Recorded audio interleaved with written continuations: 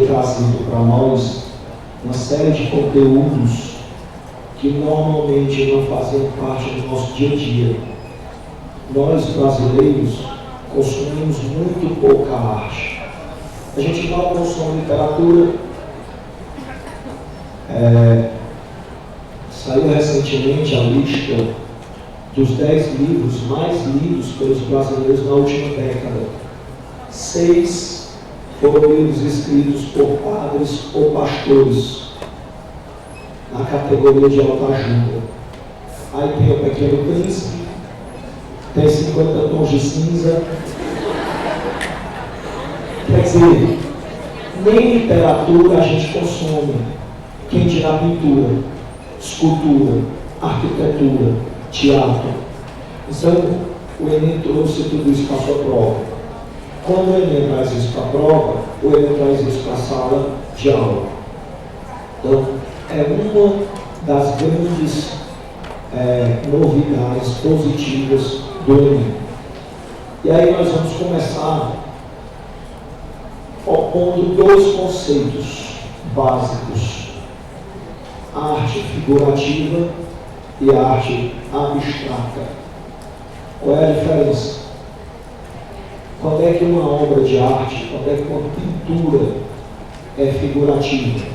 Sempre que ela representar qualquer coisa possível de ser reconhecida por nós. Uma cena, uma paisagem, um objeto, um personagem, real ou fictício, não importa. Mas se o artista manipular os elementos plásticos da pintura, a cor, o traço, a forma, para retratar algo passível de ser reconhecido, arte figurativa. Aqui o conceito está na apostila de vocês, página 17.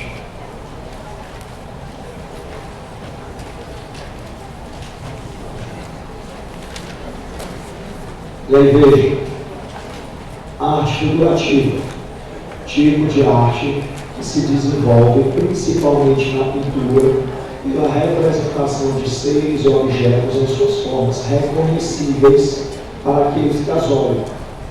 Veja lá, pintura rupestre é arte figurativa? É.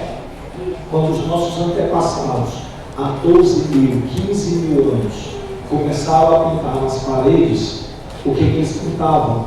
Cenas do seu cotidiano, cenas de caçadas, os homens em volta da fogueira, o ritual. Então, é arte figurativa. Professor, aquele desenho que o meu irmãozinho do jardim faz na sala, só com os tracinhos, é arte figurativa? É. Não importa a técnica, se representar algo é arte figurativa. Olha lá, primeiro, DJ,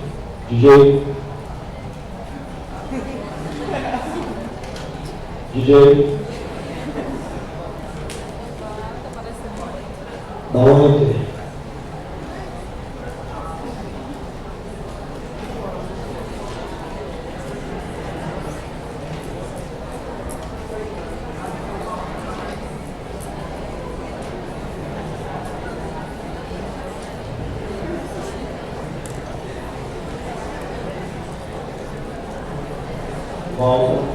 Volta.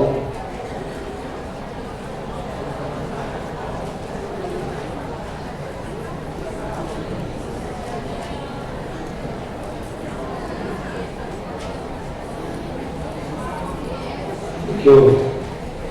Tem patronizagem. Qual é aqui? Bota a setinha para cima.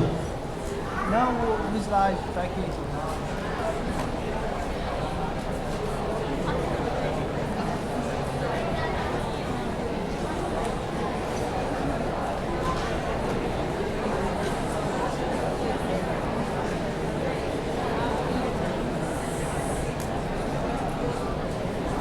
Melhor deixar alguém, então.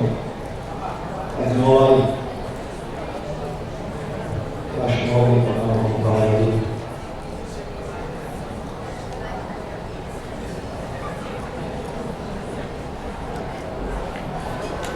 Aê, vamos lá.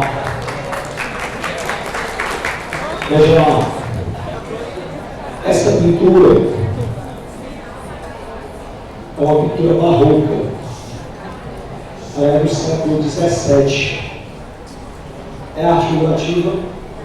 É, perfeita. Olha o processo de imitação do real. Olha como a técnica do cara é incrível. Olha a riqueza de detalhes da cena. Arte figurativa. Setinha para baixo.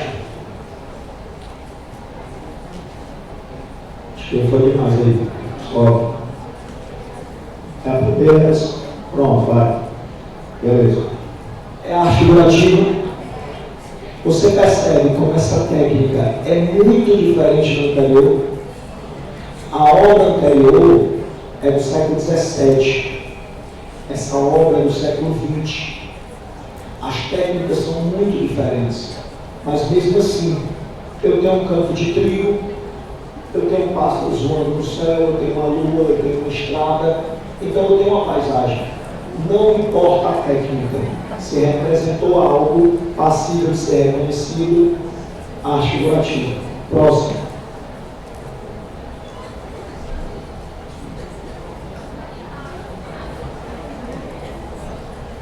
É arte figurativa. Eu sou mais de bonecos estranhos, cabeça de polígono. Não importa a técnica, é arte figurativa. Próximo. Eu sou que obra é essa? Isso não existe.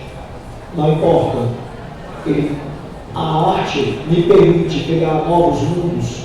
Permite. A arte me permite criar novas paisagens, novos seres, novos objetos. A arte me permite explorar para além do real. Mas é arte figurativa. Então, o artista manipulou os elementos plásticos para retratar algo que eu posso reconhecer. Arte figurativa. Ok? Passou?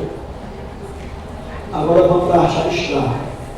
A arte abstrata é a arte não figurativa. A arte abstrata é aquela em que o artista apenas manipula os elementos formais da pintura sem a intenção de retratar nada.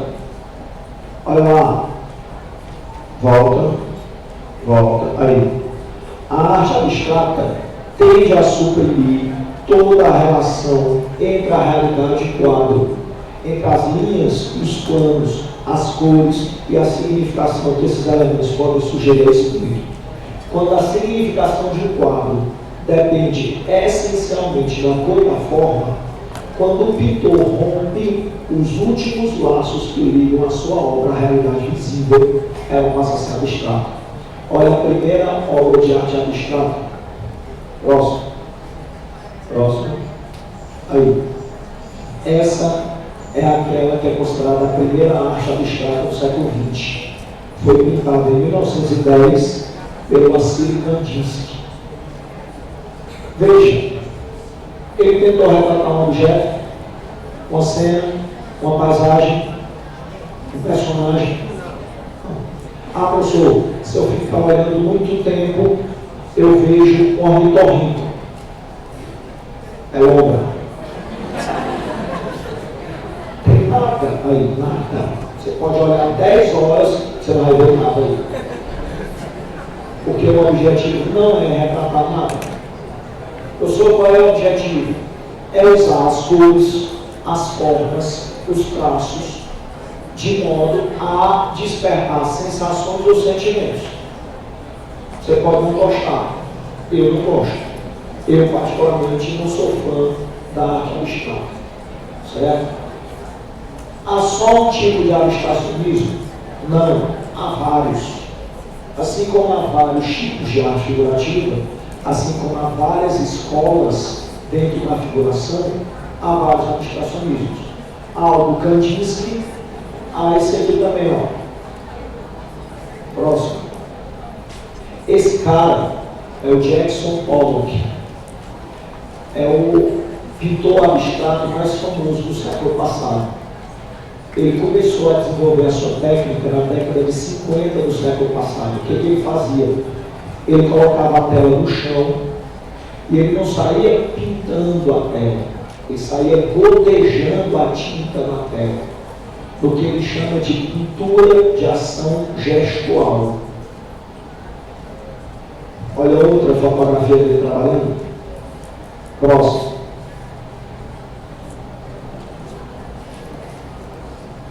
Aí. Veja, se ele vai jogar a tinta na tela, gotejar a tinta na tela, ele não pode usar a tinta tradicional, porque a tinta tradicional é mais líquida, ela vai escorrer, vai se misturar, vai ficar aquela esculhambação. Eu sou mais esculhambação, não. Na cabeça dele tem uma lógica. Ele controla a ação. Não é simplesmente pegar a tinta e sair jogando, não. Então ele precisa de uma tinta grossa. O que ele faz? Ele começa a misturar pasta de areia ou de vidro moído na tinta, para a tinta ficar mais grossa e ele poder controlar a ação de gotejar a tinta na tela. Às vezes ele chega a usar a tinta de pintura de automóveis, aquela tinta industrial, exatamente por ser mais grossa. O resultado é isso aqui, ó. Próximo. Essa é a pintura de ação gestual do Pollock. Veja que é um abstracionismo diferente da do Kandinsky, mas é arte abstrata, não tem nada aí. Ele só explora os elementos formais, plásticos da própria arte, sem intenção de significar nada. Tem gente que olha e sente algumas emoções despertadas. Quem é que assistiu aquela série do Flash que está passando na Netflix? Pronto, tem uma cena que o vilão, o Fisk, ele vai até uma galeria de arte e lá tem um quadro abstrato, todo branco. Lembra dessa cena? Imagina, o cara chega na galeria e tem um quadro todo branco. Imagina você um quadro todo branco. Quadro todo branco. O cara pegou tinta branca com textura, com tinta mais grossa e fez camadas na tela, sem representar nada. E aí ele para e fica olhando para o quadro, admirado, envolvido pelo quadro. Aí a curadora da galeria chega e pergunta para ele por que aquele quadro tocou tanto. Ele não quer dizer. E aí ele joga a pergunta para ela: por que você gosta desse quadro? Aí, claro, ela quer vender o quadro, ela cria uma teoria, um textão todo pseudo-filosófico para explicar o quadro. E aí ele compra o quadro, porrada de dinheiro, milhares de dólares. E leva o quadro para casa, bota no quarto dele. Depois a gente entende por que aquele quadro toca ele. O pai dele era muito violento, espancava ele e a mãe. E aí o pai chegava em casa bêbado, espancava ele e colocava ele de joelhos em frente a uma parede de textura branca, e depois de espancar a mãe. E ele ficava ali o tempo todo de joelho, encarando naquela parede, depois de ter apanhado e ouvindo a mãe apanhar. Então, quando ele viu o quadro, ele foi remetido àquele momento. Aquele quadro despertou nele uma série de emoções, de sentimentos muito ruins, mas muito intensos, que ainda o moviam. Então, assim, eu particularmente não sou fã do abstracionismo. Acho que tem gente que gosta bastante. E o Pollock hoje é um dos caras mais valiosos do mercado de arte. Você comprar um quadro desse, você tem que, por baixo, gastar uns 80 milhões de dólares. 80 milhões de dólares. É nessa faixa que eu estava avaliado. Próximo. Olha aí. Outro trabalho dele. Há outro tipo de abstracionismo ainda. O abstracionismo geométrico. Que é esse aqui. Esse é o Pierre Mondrian, é holandês.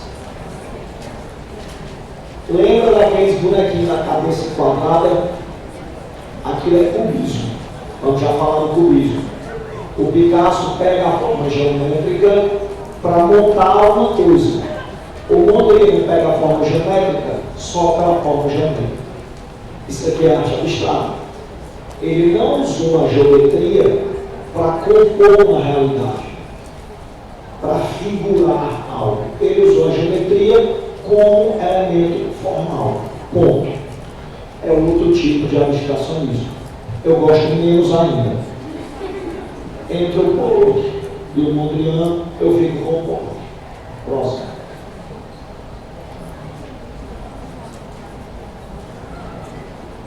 Mas Mondrian, gostam disso vocês? Mas também vale $1 milhão. Então, entendido o que é arte abstrata e o que é arte figurativa? A arte figurativa durou séculos e séculos e séculos. Se a gente considerar a arte rupestre, a arte figurativa durou milênios. A arte abstrata começa a ganhar espaço no século XX, no século passado.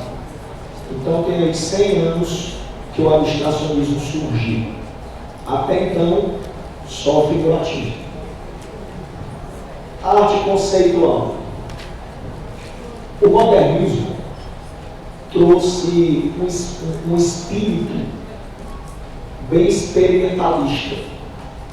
Durante o modernismo, após as vanguardas europeias, vamos já falar sobre isso, os artistas foram experimentar cada vez mais novas ideias e novas formas de expressão. Aí surge a arte conceitual. Qual é a ideia da arte conceitual? Até então, qual é a imagem que a gente tinha do artista? O artista é aquele cara que domina uma técnica que é só dele. Só ele é capaz de fazer aquilo daquele jeito. Então, o pintor é aquele que, o pincel de tinta, consegue manifestar uma técnica impressionante. O escultor é aquele que, com martelo e cinzel, vai quebrando o mármore até fazer uma obra magnífica.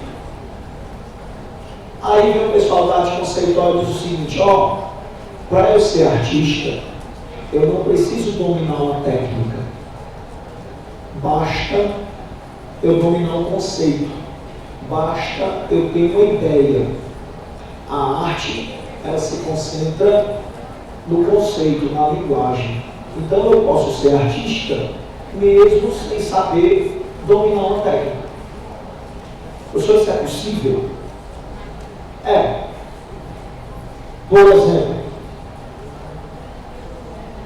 próximo. Olha aí. Esse é um artista brasileiro chamado Silvio Meirelles. Vocês estudaram ditadura militar no Brasil, foi? Lembra do Vladimir Herzog? O Vladimir Herzog é um jornalista que foi preso, torturado e morto nos porões do boicote. Quando eles mataram o Vladimir Herzog na tortura, eles viram a merda que eles fizeram. E o Vladimir Herzog era conhecido. Então todo mundo estava se perguntando quando o Vladimir Herzog seria liberado. E muita pressão da mídia mesmo aquela mídia que apoiou o golpe, pressionando os militares pela soltura do Vladimir Herzog. Só que os caras mataram ele numa sessão de tortura. Aí o que eles fizeram? Foram simular o suicídio. Colocaram o Vladimir Herzog na cela, amarraram um lençol no pescoço dele e nas grades de uma janela. Só que detalhe, a janela era desse tamanho. Colocaram o cara de joelhos, pendurado pela corda nas barras da grade. Pergunta, para você conseguir se enforcar de joelho numa janela de 1 metro, você tem que querer morrer muito, mas é muito.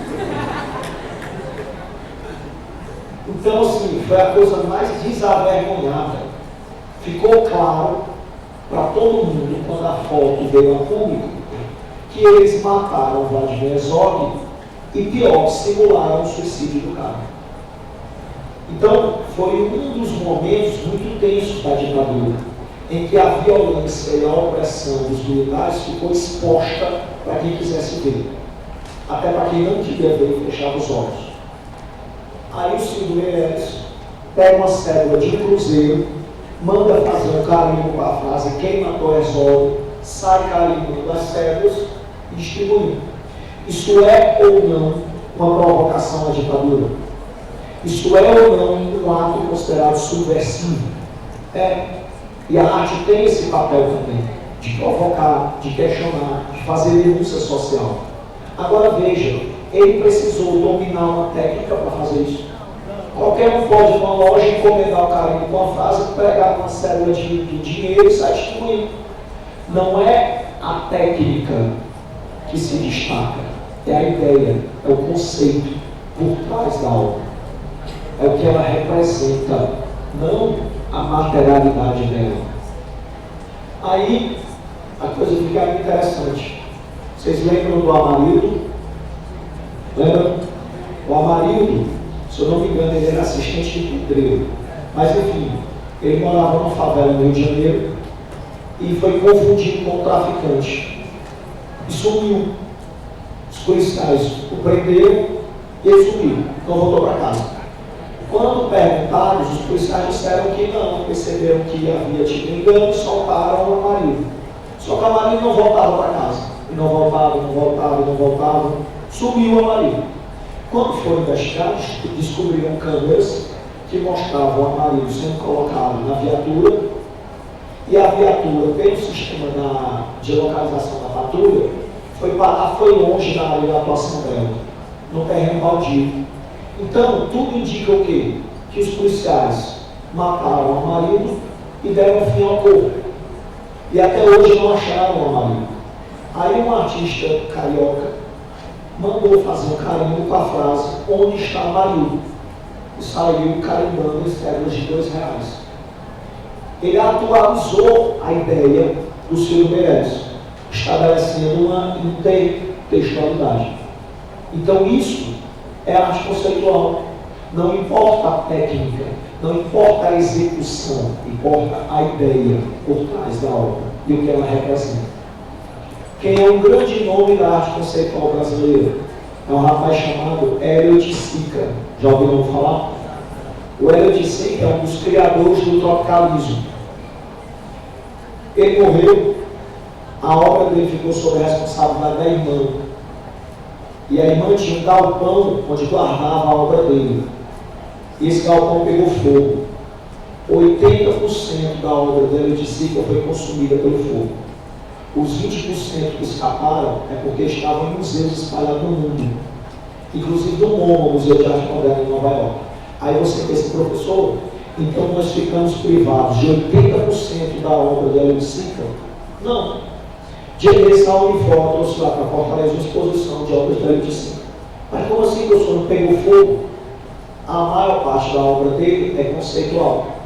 Então ele deixou cadernos e mais cadernos descrevendo com riqueza de detalhes a composição das suas obras, de modo que elas foram refeitas. Por quê? Não importa. O artista não é quem pegou um pedaço de madeira do outro. O artista é o Hélio de Sica que deixou aquelas instruções claras para que a obra fosse executada de tal forma. Isso porque ele faz uma arte conceitual. Não é um artista tradicional. Certo? Entendido que é arte conceitual? Para frente. Happening e performance são duas manifestações artísticas que lidam com o corpo como matéria-prima. O artista vai manipular o próprio corpo na composição estética para passar uma mensagem, para despertar uma emoção ou uma sensação. Qual é a diferença do happening para a performance? É que o happening ele pressupõe a participação ativa do público e a performance não. O artista trabalha com o próprio corpo e o espectador fica ali observando a cena. Mas de uma maneira geral, a galera chama tudo de performance. Performance é o termo mais genérico, certo? Há alguns anos Você entendeu que é a performance. Há alguns anos, houve uma festa lá na Universidade Federal Fluminense. Na verdade, houve um encontro, esses encontros de estudantes. E aí, depois do encontro, debates, seminários, aquela coisa toda, o pessoal vai para uma obrigação, teve a festa. Banda, tocando som, galera bebendo, namorando e tal. Aí, no meio da festa, a banda para de tocar. O palco é iluminado. Aí todo mundo, opa, presta atenção. Entram duas mulheres no palco. Uma vestida com um sobretudo e outra carregando a valisa. Aí elas vão para frente do palco. A primeira bota a valisa no chão, começa a mexer na valisa. A outra tira o sobretudo, está nua. Completamente nua. Aí a primeira bota luvas cirúrgicas, calça as luvas cirúrgicas, pega a agulha, a que está nua, deita no chão, abre as pernas, e a outra começa a costurar a vagina dela. A mulher teve a vagina costurada ao vivo, na frente de todo mundo na festa. Aí alguém entra, pega o microfone e começa a proferir um discurso. Esta performance é um grito contra o machismo, contra o patriarcalismo, contra a opressão masculina, que quer vigiar e punir o corpo da mulher, que quer reprimir a sua sexualidade. Veja, essa mensagem é forte, é importante, a gente vive numa sociedade machista e patriarcalista que quer reprimir a sexualidade da mulher? Sim. O senhor não precisa costurar a vagina da outra ao vivo? Não sei.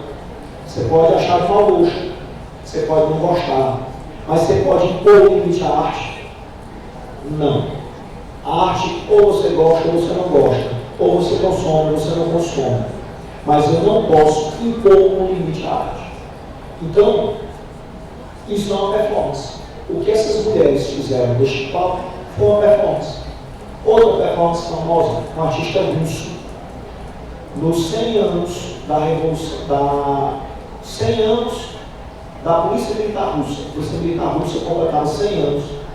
Ele foi até a Praça Vermelha, aquele friozinho maravilhoso da Rússia, tirou a roupa, sentou no chão e pregou o próprio saco escrotal no chão. Grampeou o saco escrotal no chão. Como uma forma de protesto contra a brutalidade e a violência da Polícia Militar Russa. É louco? É louco. Professor, ele conseguiu o que queria. Se o que ele queria era chamar a atenção e levantar um debate sobre o tema, ele conseguiu. Claro que a galera parou para ver, bate foto, câmera de televisão, jornalistas, notícia no mundo inteiro. Então ele conseguiu chamar a atenção e levantar um debate sobre a violência da Polícia Militar Russa. Conseguiu. Isso é arte. É arte.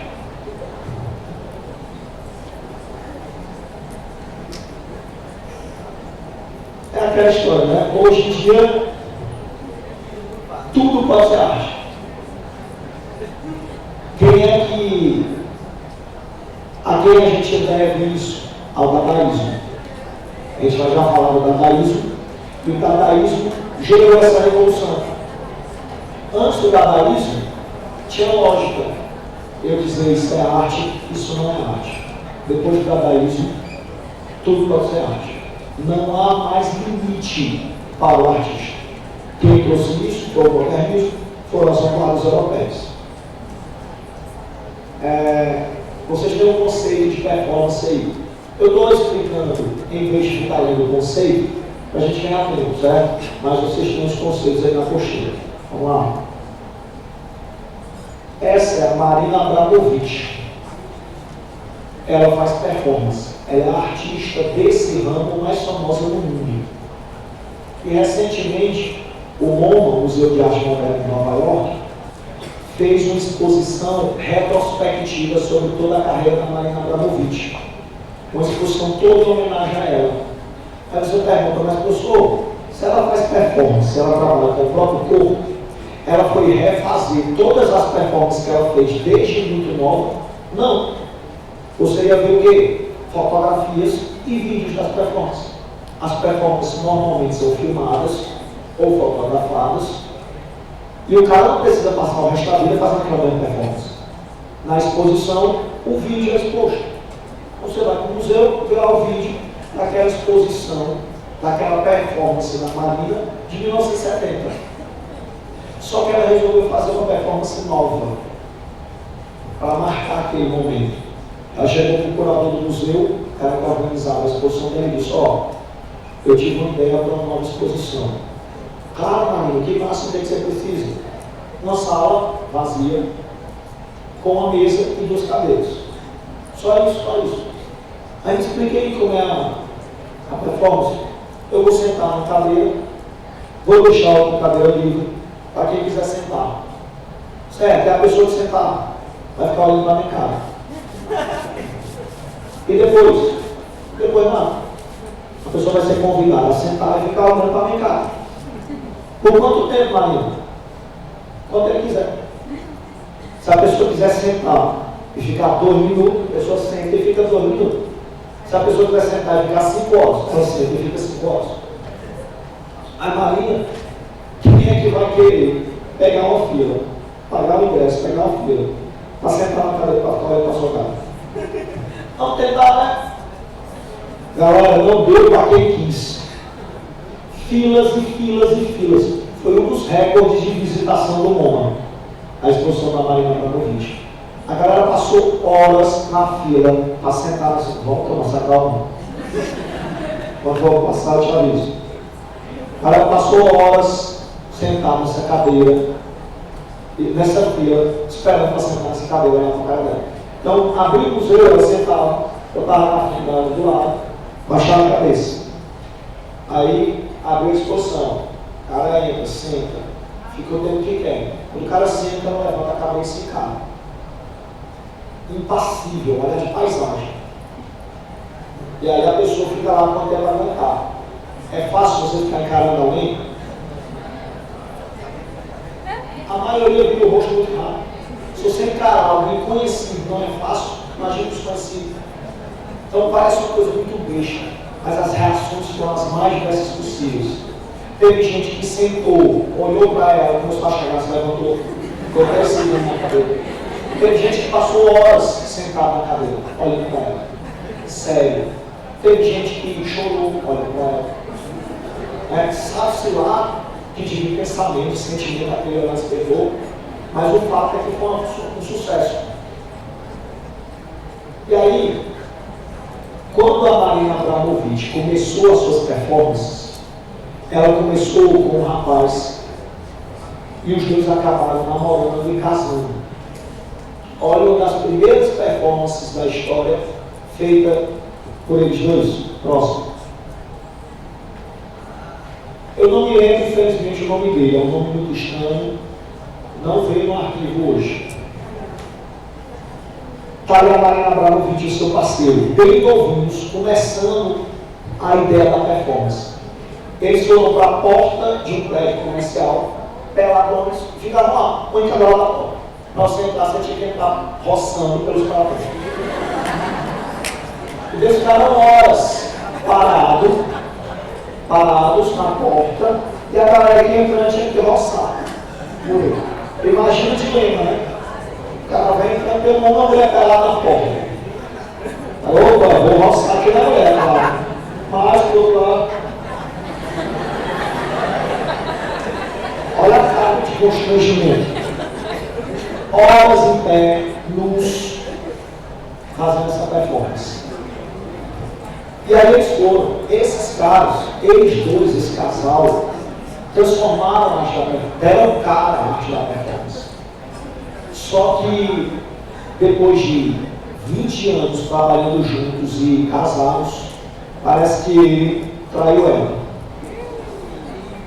E aí eles brigaram e resolveram terminar o relacionamento artístico e matrimonial.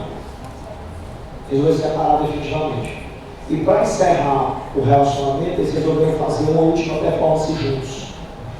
Eles foram até a muralha da China, cada um foi com a ponta da muralha, e sozinhos iam caminhar a muralha inteira para se encontrarem no meio. Imagina tudo que passou na cabeça deles dois, caminhando sozinhos, toda a longa extensão da muralha da China, sabendo que no final ia encontrar o parceiro de décadas de trabalho, de casamento, e que seria a última vez que se viriam. E aí eles andam, se encontram, olham para a cara do outro, dão um abraço, e nas costas vão-se embora. E aí acabou o relacionamento. E não tem aquela máxima da cultura popular que mulher não trai, mulher se vinga? Ela se vingou dele. Como? A partir daí, toda exposição para a qual ela era convidada, ela exigia que o museu colocasse só o nome dela. Ela começou a apagar o nome dele das obras anteriores. Então você chegava no museu, tinha a fotografia e o vídeo dessas exposições, e embaixo tinha só Marina Abramovic. Tanto é que todo mundo conhece a Marina Abramovic, e nem eu lembro o nome do cara. Eu já li o nome do cara várias vezes, mas apaga. O nome dela é um nome conhecido no mundo inteiro. Aí ele botou na justiça. Processo, briga nos tribunais, quer dizer, se o relacionamento já tinha acabado, eles pararam de se falar definitivamente. Passaram anos brigando nos tribunais. Só que quando ocorreu aquela exposição, o ex-marido e ex-parceiro dela resolveu ir até a exposição. E aí ele chegou no museu, avisou, claro, aos curadores da exposição, ele disse: eu quero participar da performance, eu quero sentar naquela cadeira. E aí os caras, obviamente, botaram ele na frente, ele foi na fila, e ele foi, sem a Maria saber, e sentou em frente dela. Tem um vídeo, coloquei o vídeo para que ele merece. Qual é o vídeo? Ei! Oxe! Ei! Professor! Qual é o vídeo? Zero.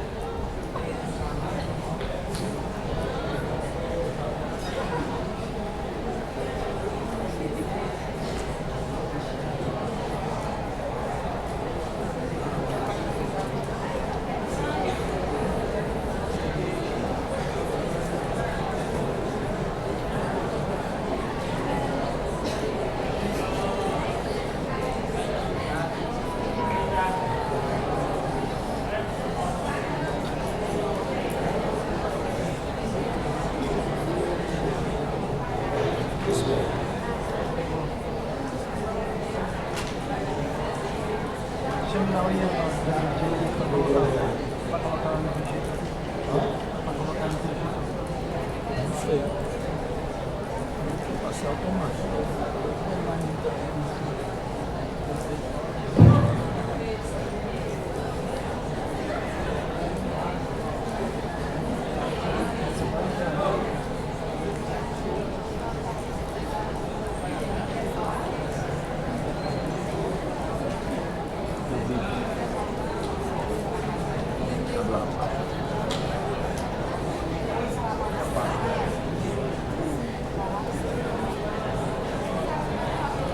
Aqui na parte do mal.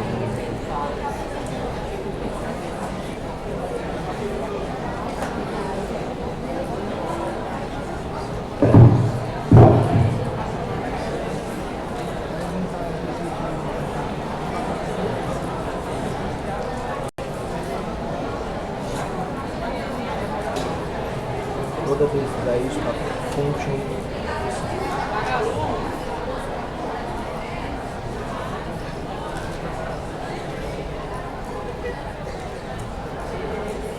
Dois cliques.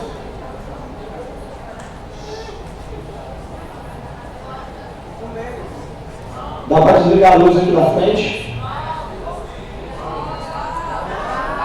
Pessoal do som aí, alguém?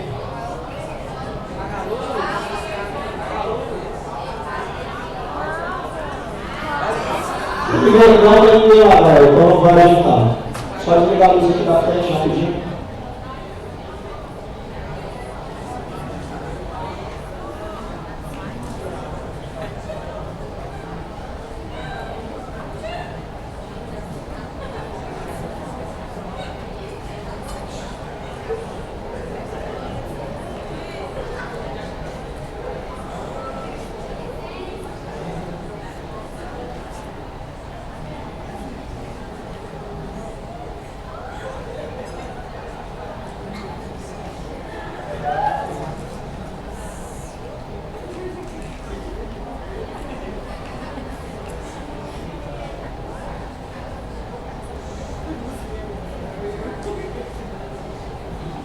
Ele está jogando de moto.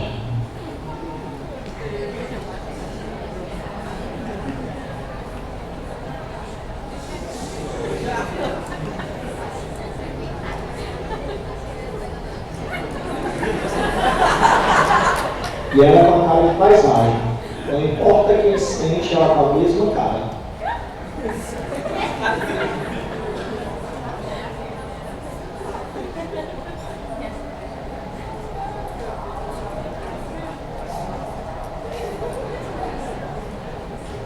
Aí.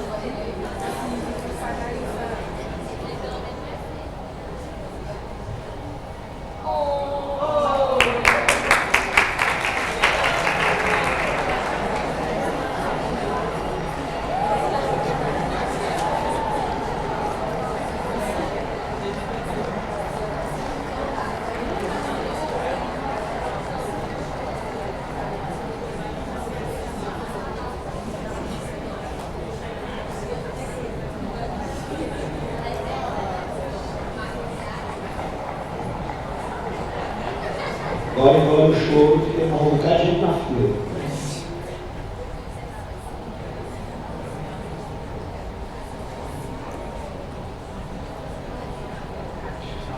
Tem um documentário sobre ela, sobre essa performance, chama exatamente Marina Abramovic, a arte que está presente. Eu acho que tem no YouTube, ele todinho, se não me engano. E caiu no Enem. Tem uma questão aí que fala sobre essa performance. Se der tempo, a gente faz quando terminar os conceitos, certo? Então, fecha o vídeo. Slide.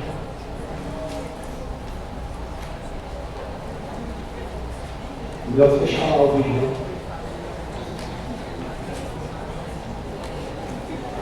Fecha o vídeo, cara, tá rolando ainda.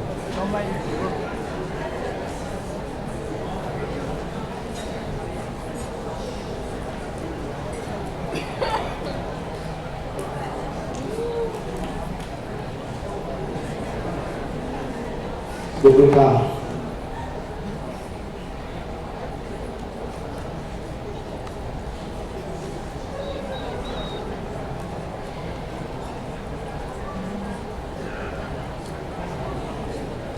Tirou do. Qual é o PDF? Não. Qual é a apresentação? Fechou a apresentação?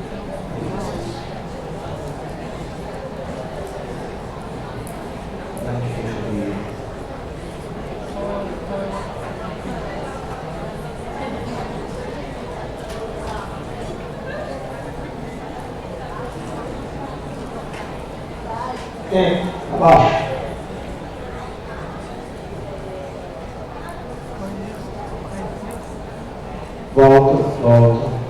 Volta. Aí. O texto. Aí. Olha a frase da Marina Abramovic sobre a arte da performance. Posso dar um exemplo muito simples. Pega uma porta e abra ela constantemente. Sem entrar ou sair. Só pegar a porta e abrir e fechando. Se você faz isso por 3, 5 minutos, isso não é nada. Você vai passar uma testada. Mas se você faz isso por 3 horas, aí você é um artista. Mas se você faz isso por 3 horas, essa porta não é mais uma porta. é um espaço, o cosmos se transforma em outra coisa, é transcendente. Em todas as culturas arcaicas, rituais e cerimônias eram repetidas sempre da mesma forma. E existe um tipo de energia que fica alocada nessa repetição, que afeta também o público. Isso só se consegue em performance de longa duração. Então, vendo o impacto que aquela performance dela teve nas pessoas, eu acredito no que ela disse. Eu não vou lá ficar lá fechando a porta 3 horas, mas eu acredito nela. Né? Então, essa é a performance. Entre. E aí a arte digital. É claro que a tecnologia, a computação gráfica, esses programas de edição como o Photoshop, abriram uma série de possibilidades para o artista. Então, quem sabe mexer nesses programas de edição com criatividade pode fazer coisas absurdas, das mais diferentes possíveis. Isso aqui é até simples. O cara pegou o Sagrado Coração de Jesus, pegou uma tela do Caravaggio, projetou em 3D e botou para dialogar. Então, é um recurso mais simples. Ele só precisou manipular pelo Photoshop, sei lá, obras consagradas. Mas o cara pode fazer coisas diferentes. Por exemplo, próximo. Esse é o Leonardo Caras. O que ele faz? Ele fotografa, joga as fotografias no editor e trabalha artisticamente, criando imagens muito bonitas e muito criativas. Como essa. Como essa. Olha que forte essa imagem. É claro que isso aqui passou por uma edição gráfica. É claro que isso é uma montagem, mas olha a força dessa imagem. O mar quebrando no abismo lá atrás, o chão seco, pedregoso, só uma árvore em forma de coração, 2 bancos e um senhor sentado sozinho. Olha a força dessa imagem. Então, isso é arte digital. Há outros tipos também. Olha lá a próxima. Olha esse cara. Esse é o Alexander Jensen. Ele cria imagens fantásticas, imagens oníricas. Ele cria realidades absurdas por meio do computador. Ele dialoga com o surrealismo. É uma espécie de surrealismo. Vocês conhecem um diretor de cinema chamado Tim Burton? Sempre que eu vejo as obras do Alexander Jensen, eu lembro de Tim Burton. Tim Burton é diretor de filmes como Alice nos Países Alice no País das Maravilhas, Edward Mãos de Tesoura, Peixe Grande. Então, esse é o Alexander Jensen. Tudo espetacular. Olha a próxima. Legal, né? Essa é a arte digital. O conceito é muito simples. É aquela arte feita a partir dos efeitos de computação gráfica. Há inúmeras possibilidades. E se você pesquisar, há artistas das mais variadas formas trabalhando no computador. É claro que uma imagem dessa feita por computador vai valer menos do que uma imagem feita com pincel e tinta na tela. Né? Porque isso aí pode ser imprimir na rua. Então o valor dele está menor. Fecha esse slide. Vanguardas, né? É. Aí abre lá aqui de outro. Agora vamos falar da arte moderna, certo? É a escola que mais cai no Enem. Todo ano tem questão de vanguarda na prova do Enem. Vamos entrar no modernismo.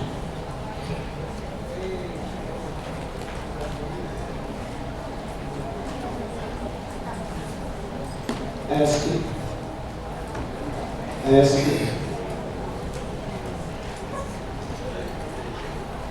Uau.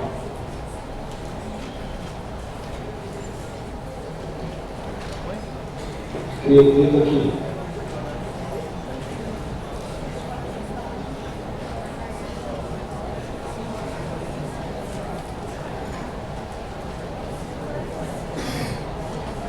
Lá.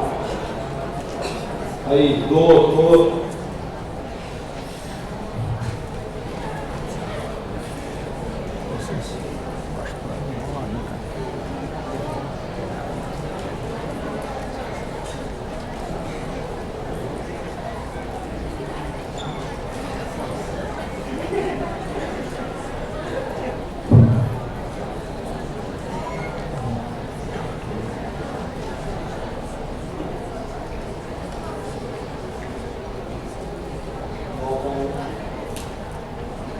Aí, obrigado.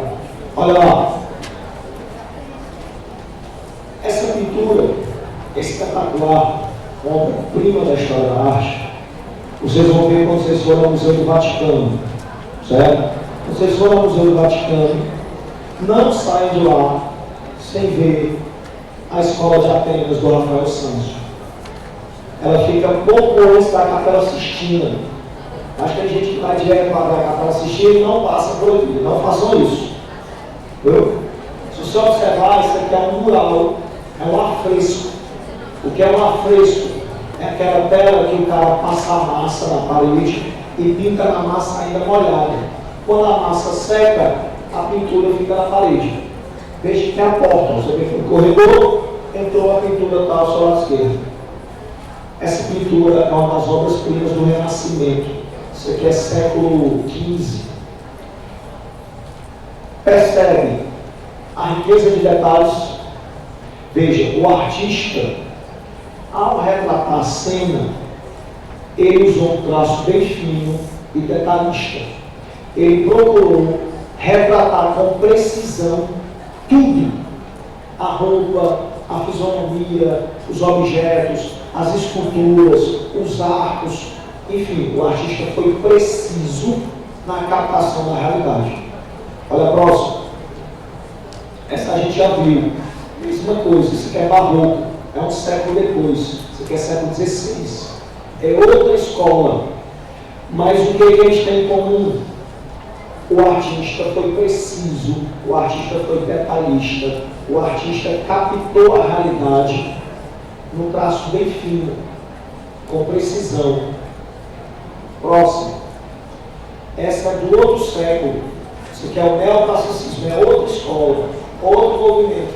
Mas, de novo, o artista foi preciso. O artista observou os detalhes e procurou retratar a realidade com precisão e detalhismo. A anatomia, as roupas, a fisionomia. Próximo. Isso aqui é romantismo, século XIX, começo do século XIX. A famosa liberdade guia do povo. Vocês vão ver lá no Louvre, em Paris. De novo, é outra escola, é outro movimento, é outro século, mas o artista foi detalhista. O traço é preciso. Fisionomia, roupas, objetos, tudo com precisão. Próximo. Isso aqui é realismo. Outra escola, outro movimento. Mas, de novo, o artista é detalhista. O artista é preciso. O traço é fino. Próximo. Outro movimento. Mas, de novo, o traço é fino, detalhista e a precisão. Então, veja, o que eu quero com isso? A gente passou aí por vários movimentos. A gente passou por Renascimento, Barroco, Neoclassicismo, Romantismo, Realismo, Arte Acadêmica Francesa. 6 estilos diferentes. Mas em todos eles, o artista, ao retratar a realidade, procurou ser preciso e observou os detalhes. Olha a próxima. O artista procurou observar detalhes. O artista foi preciso na captação do real. Ele está imitando a realidade aí. Você percebe como essa é radicalmente diferente de todas as anteriores. As outras, apesar de diferentes, num aspecto se aproximam. Essa aqui é completamente diferente de todas as outras.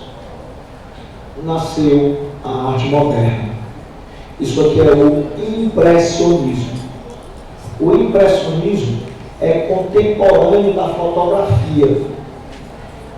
Quando a fotografia aparece, a sociedade passou a ter um instrumento mecânico capaz de captar a realidade. Então, se agora, em minutos, um instrumento mecânico registra a realidade com perfeição, para que o artista vai estar fazendo isso? Então, o artista, de certa forma, ele foi libertado daquela imposição do real. Durante séculos e séculos, o artista ou imitou o real, ou aperfeiçoou, idealizou o real. Agora não. Agora o artista vai buscar novas formas de opressão, de expressão da opressão humana. Agora ele vai se libertar dessa imposição secular de imitar o real, de reproduzir o belo nas artes modernas. O impressionismo, ele não vai entrar no pacote de vanguardas europeias, mas já é modernismo, certo? É ele que vai abrir as portas para os vanguardistas surgirem. É ele que começa esse processo de revolução artística. Por isso aqui. Falou impressionismo, qual é a primeira coisa que você vai lembrar? Luz. Tudo tem a ver com a luz. A fotografia tem a ver com a luz. A fotografia surgiu a partir dos avanços da física óptica.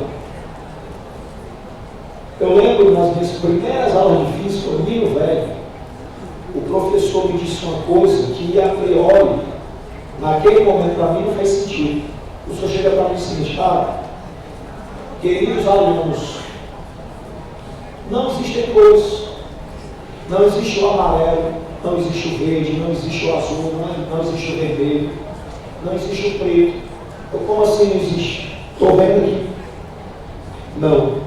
Você vê o amarelo, você vê o vermelho, você vê o azul, graças à forma como a luz incide e refrata nos objetos. Então, a luz incide de uma forma, refrata de outra, você vê o amarelo. A luz incide de um jeito, refrata de outro, você vê o azul.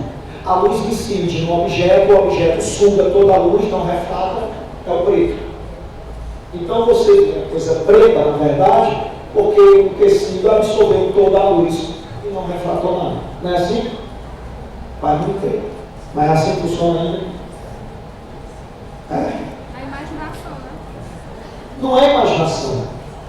Hoje a gente entendeu o seguinte: tudo que a gente vê é condicionado pela luz. Tudo. A nossa visão é totalmente determinada e condicionada pela luz. Pela forma como a luz incide nas coisas. Isso é física, isso é ciência. É abstração para a gente entender. Mas os impressionistas entenderam muito bem. O que os impressionistas entenderam? Imagine o seguinte: eu quero pintar um jardim. Eu pego meu tripé, minha tela, meus pincéis, vou pintar o jardim. Eu chego no jardim, 4h30 da manhã, o sol está nascendo. Eu estou vendo o jardim sob a luz do nascer do sol. Comecei a pintar. Se eu demorar demais, a luz vai mudar, não vai? Meio-dia. O jardim que eu estou vendo diante de mim, meio-dia, é aquele mesmo jardim que eu comecei a ver 4h30 da manhã? Não, porque a luz mudou radicalmente. Então a forma como eu vejo o jardim mudou também. Esse jardim é o mesmo jardim às 5h30 da tarde com o sol se pondo? Não. É o mesmo jardim meia-noite iluminado só pela luz da lua? Não. É o mesmo jardim no verão, na primavera, no outono e no inverno? Não. O sol é o mesmo jardim. Ok, é o mesmo jardim. Mas mudou a luz, muda a forma como eu apreendo, como eu visualizo o jardim. Então, o que o impressionista quer? O impressionista quer retratar a realidade a partir das impressões causadas pela luz no espectador ao incidir na natureza. Por isso falou de impressionismo, falou de luz.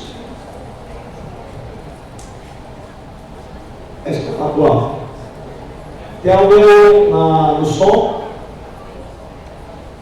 Pessoal do som, dá para desligar a luz da frente?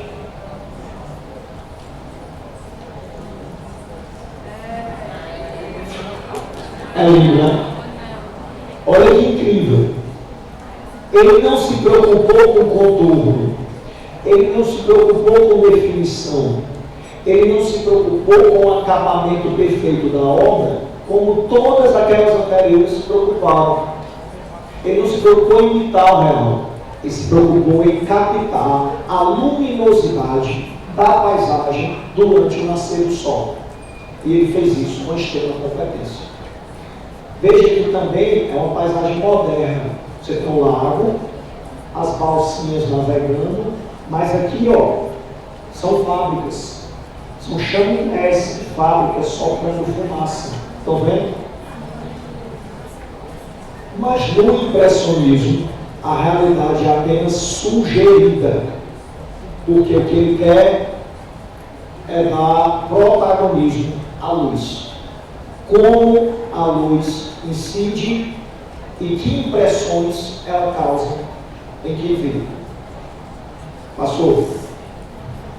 Aí é um conceito, você tem isso aí na apostila, nosso tempo é curto, eu vou pular, beleza? Próximo. Olha isso. Olha que espetáculo. Perceba que os personagens não estão desenhados, são tracinhos. O que acontece? Eu quero retratar essa realidade. Então eu preciso captar essa luz. Se eu demorar demais para pintar, muda a luz, eu já estou vendo outra coisa. Então eu tenho que pintar rápido. Se eu tenho que pintar rápido, eu não posso ficar desenhando as coisas. O traço é leve, o traço é solto. As pinceladas são bem rápidas e bem leves, apenas sugestivas. Porque o que o impressionista quer é captar o momento, aquele instante, como um fotógrafo. Um fotógrafo é capaz de registrar um instante, um momento que é fugaz, que é passageiro, que é efêmero. O impressionista quer a mesma coisa. Por isso a pincelada é leve, solta e rápida. Por isso ele só sugere a realidade. E a grande protagonista é a luz. Olha a próxima. Olha esse jardim. Olha o reflexo das plantas na superfície do lago. É incrível. E é completamente diferente de tudo que a gente viu antes. Olha a próxima. Você percebe que é o mesmo jardim? Volta lá para outra. Ó, jardim, lago, moita, ponte. Próximo. É o mesmo jardim. Moita, o mesmo fio de lago, a mesma ponte, só que pintado em momentos diferentes.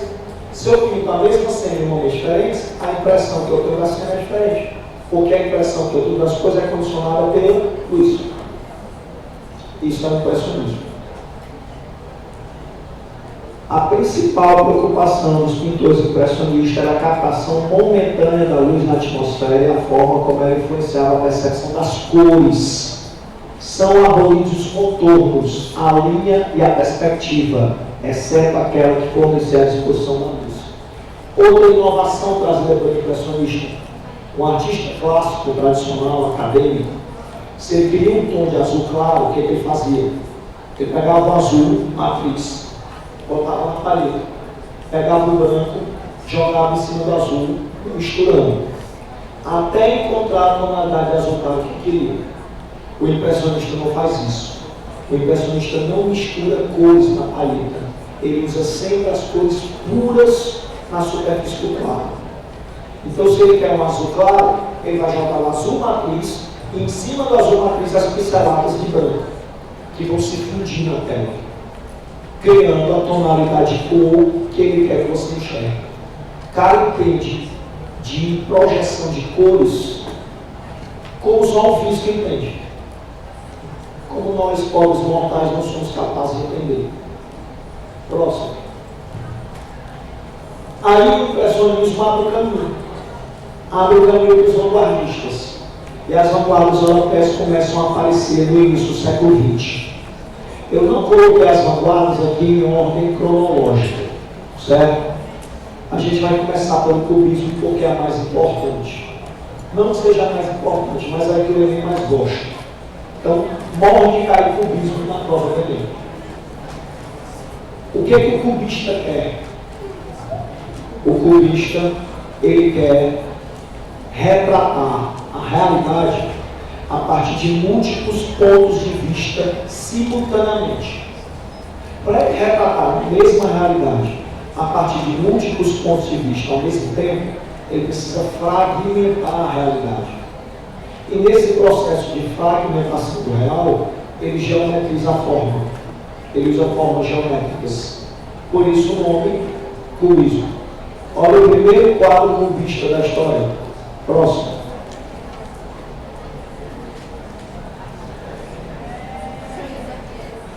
Veja.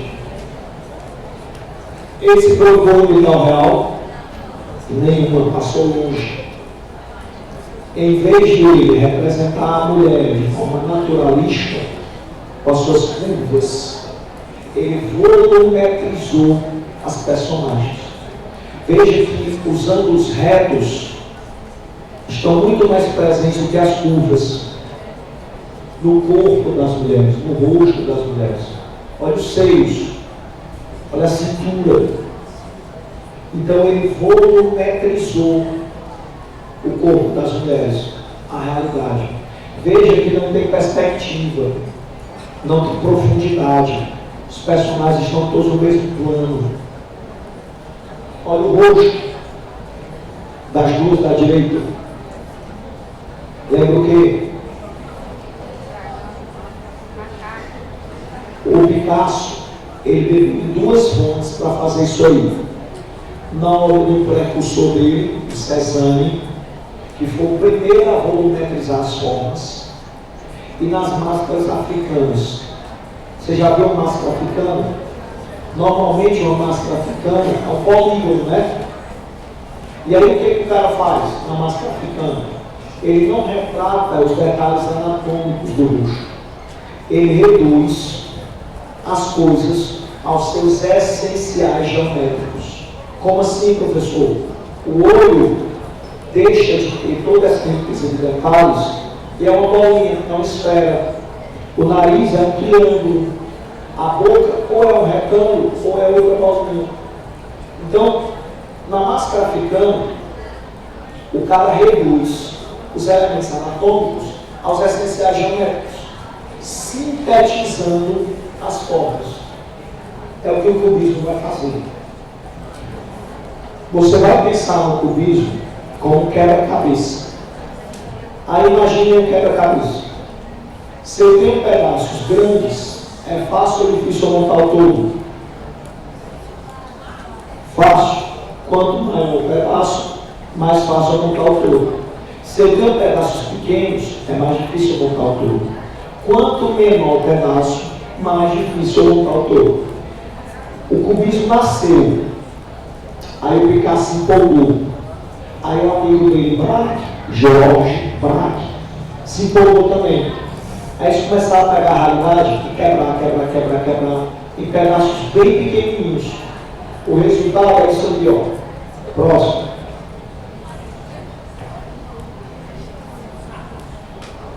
Estão enxergando que tem um violão e um vaso.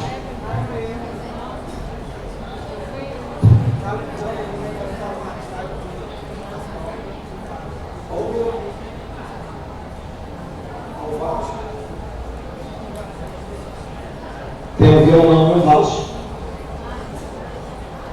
Agora, é o que eu disse. Quanto menor o pedaço, mais difícil de eu visualizar. Quanto mais eu quebrar, eu fragmentar a realidade, mais difícil eu visualizar. Próximo. De novo, violino e vaso. Aqui o violino, aqui o vaso. Isso foi o começo do cubismo, quando eles se empolgaram, começaram a quebrar. Em vez de fragmentar o plano, eles estilhaçaram o plano. Planos radicalmente entrecortados. Aí depois, eles, tá bom, agora vamos voltar a usar pedacinhos maiores, vamos compor melhor os objetos. Aí vem o segundo momento. Olha lá, próximo. Aí já é mais fácil de ver, né? Próximo.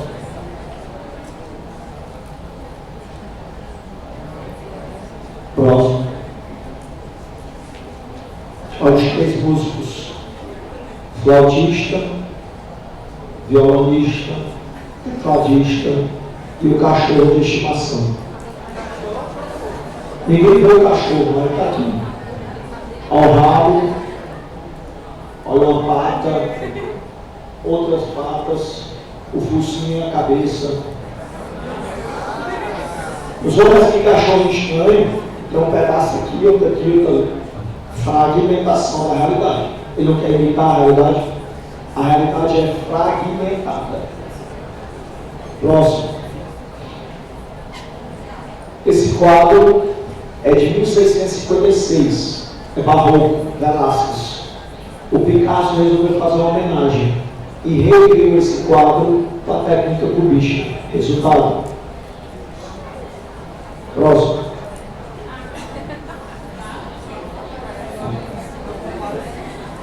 Então veja, o cubismo rompe completamente com o princípio de imitação do real. O cubista não tem o menor interesse em imitar o real. Zero. Próximo. Esta é a segunda obra de arte mais famosa do mundo. Só perde para a Mona Lisa. É a famosa Guernica. Só essa obra já caiu 5 vezes no Enem. Só essa. É a queridinha de todos os vestibulares. Essa aí cai até nas provas de história. Porque ela reflete um fato histórico. Qual o fato histórico? Qual guerra? Guerra Civil Espanhola. Certo? Tem aluno que vai na questão e marca a Segunda Guerra Mundial. Não é. Guerra Civil Espanhola. Normalmente eu gastaria um bom tempo falando sobre Guernica, explicando Guernica. Tempo que a gente não tem. Próximo. Olha o tamanho dela. Mas está em cubismo. Formas geométricas, confusão de planos, ou melhor, planos entrecortados, simultaneidade de imagens, numa obra de denúncia social, numa obra pragmática. Próximo.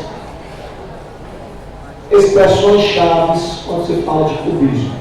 Então, falou de cubismo, fragmentação da realidade, planos entrecortados, simultaneidade de imagens, superposição de planos, geometrização das formas. É isso aí que normalmente aparece em prova, ou variações disso. Por exemplo, ele pode falar de sintetização das formas, em vez de geometrização. Ao geometrizar, eu sintetizo, não é verdade? Ele pode falar de planos assimétricos, ele pode falar de planos irregulares, certo?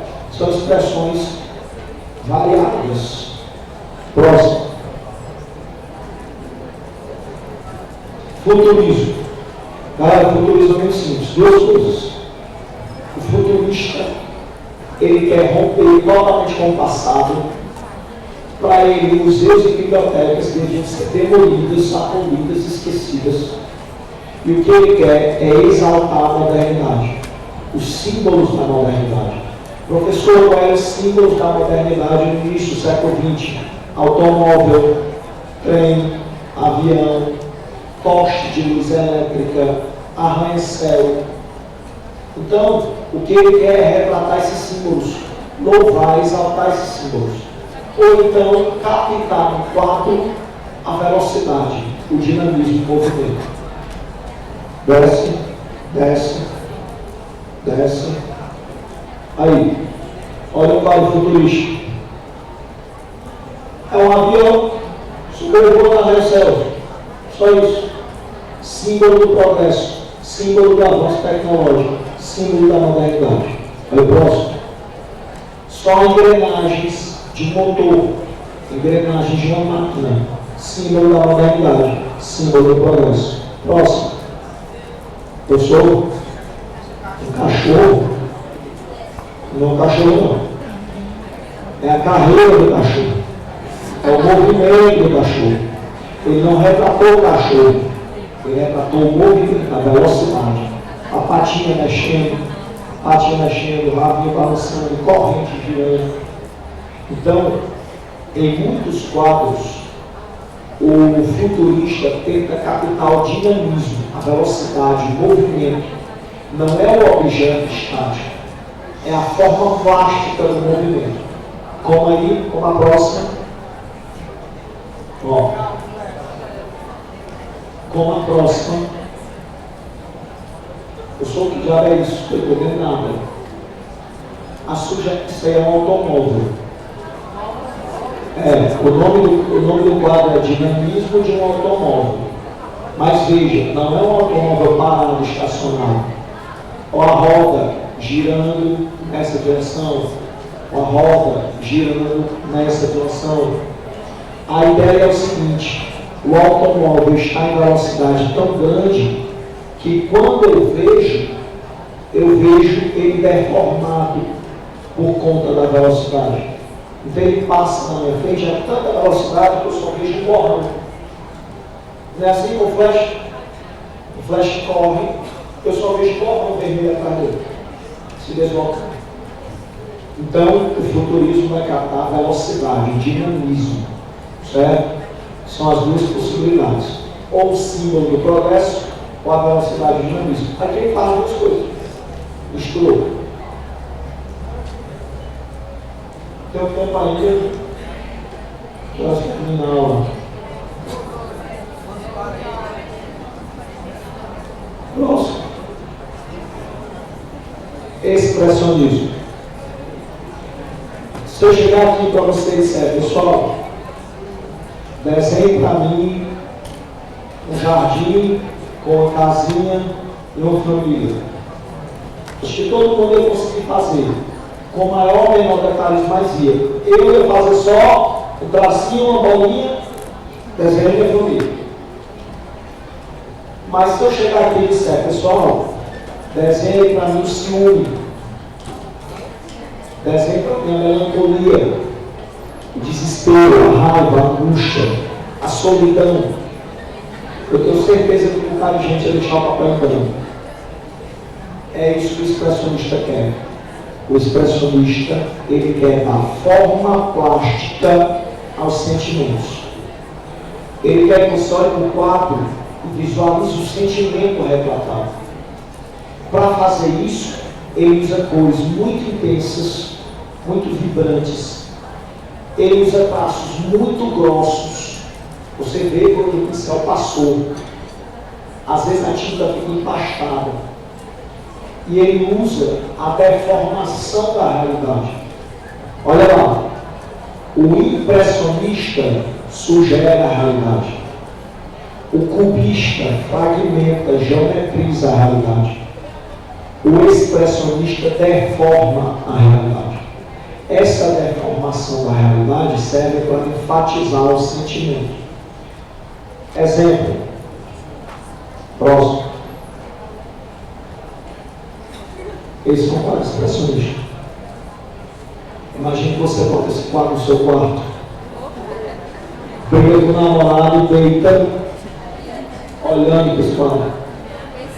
Professor, mas esse quadro é tenso. Ele traz uma sensação ruim, um mal-estar. Né? A maioria dos quadros expressionistas fazem isso. É raro você encontrar um quadro expressionista agradável. O expressionista tem uma preferência pelo patético, pelo sombrio, pelo vulgar. Por quê? Porque é o clima de guerra. Como é o clima de guerra, predomina no mundo do homem sentimentos negativos. É o medo, é o desespero, é a angústia, é a solidão, é a raiva. Próximo. Imagina que o médico monta o consultório dele quer colocar uma obra de arte famosa na sala de espera, coloca esse quadro. Aí o paciente chega doente, passando mal, para esperar essa atendida, senta e olha para isso. Mexe com a gente de uma forma negativa, o quadro. Não é aquele quadro agradável, sereno, tranquilo, belo. O expressionismo está pouco se lixando para o belo. O expressionismo rompe completamente com a noção natural de belo. Pelo contrário, o feio, o vulgar, transparece. Próximo. Próximo. Próximo. Esse é pesado. Olha isso. E o mais famoso quadro expressionista do mundo, qual é? Próximo. Falou em expressionismo, amigo. E aí, está tudo aí. Cores intensas e vibrantes, traços grossos, pinceladas violentas, deformação da realidade. Veja que grita o personagem, grita a natureza. É como se a natureza ecoasse o desespero dele, a angústia dele, a dor dele. Então, são a síntese visual do expressionismo. É o Edvard Munch, norueguês, principal nome do movimento. Embora o expressionismo tenha sido muito forte na Alemanha. Só dar uma dica aqui para vocês de tópico de estudo.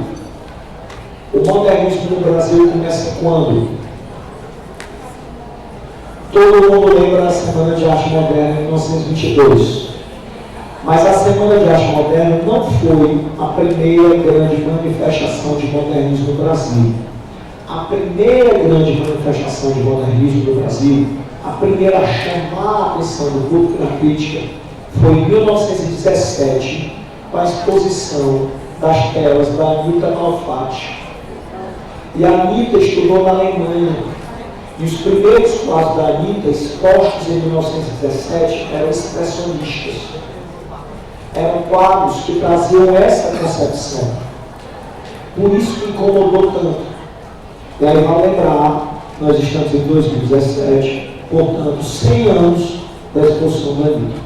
Não vai surpreender nada se cair na prova uma questãozinha em homenagem à Anita e aos seus quadros expressionistas que apresentaram a vanguarda europeia para os modernistas brasileiros. Próximo. Próximo. Próximo. Eu sou mais não tem nenhuma agradável. É raro. Pode ter, mas não é comum.